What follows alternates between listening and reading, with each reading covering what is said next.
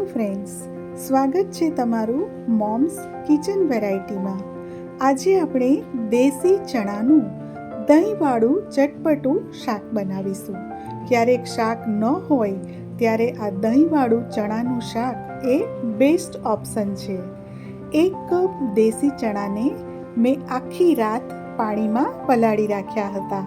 ચણા સરસ પલળી ગયા છે અને હવે આપણે એને કુકરમાં બાફી લઈશું.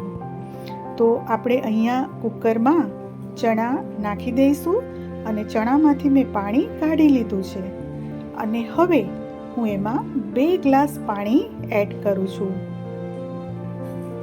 વધુ પાણીની જરૂર નહીં પડે.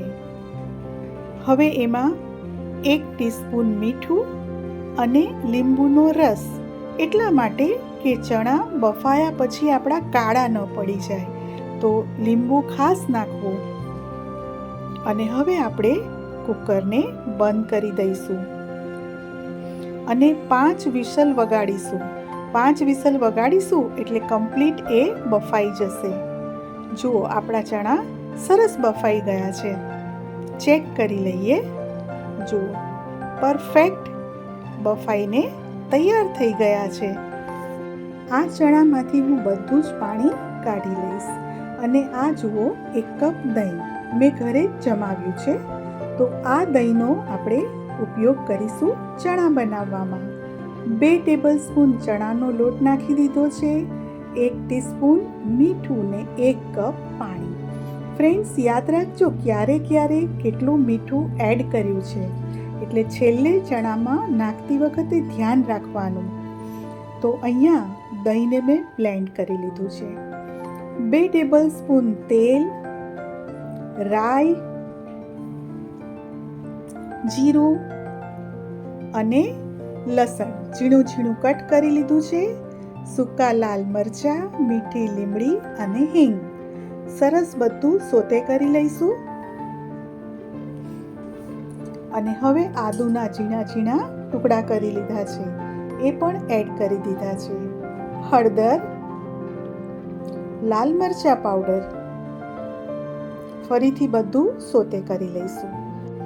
અને હવે જે દહીં આપણે વલોવીને રાખ્યું છે એને ગાળીને નાખીશું, કારણ કે એમાં ફોદા ફોદા થઈ જાય છે, એટલે જેમ ગરમ થાય એમ કદાચ ફાટી જાય, એટલે હંમેશા વલોવેલું દહીં ગાળીને જ નાખવું. હવે ધાણા જીરું એડ કરીશું, ગોળ એડ કરી દઈશું, કારણ કે આપણે ખટમીઠું દહીં ચણાનું શાક બનાવીએ છીએ.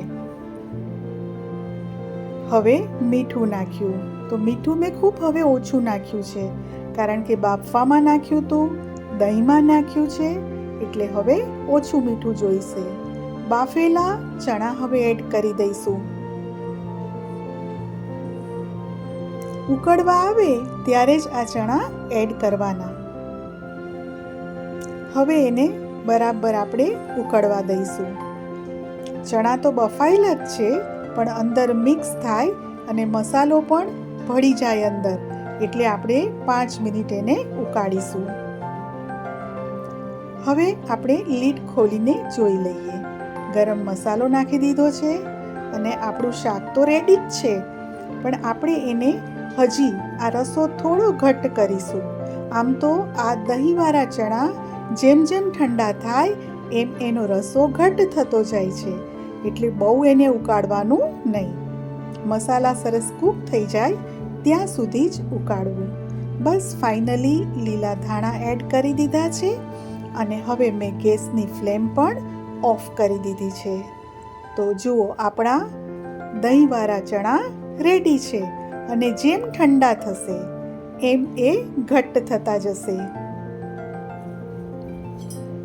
જુઓ, આ રીતનું ટેક્સચર આપણું ચણાના શાકનું આવી ગયું છે. તો હવે એને આપણે સર્વ પણ કરી લઈશું. ફ્રેન્ડ્સ, આપને મારી આ દહીંવાળા ચણાની રેસીપી ગમી હોય તો મારી ચેનલને સબસ્ક્રાઈબ કરશો અને મારા વિડીયોને લાઈક આપી શેર કરશો. Thanks for watching.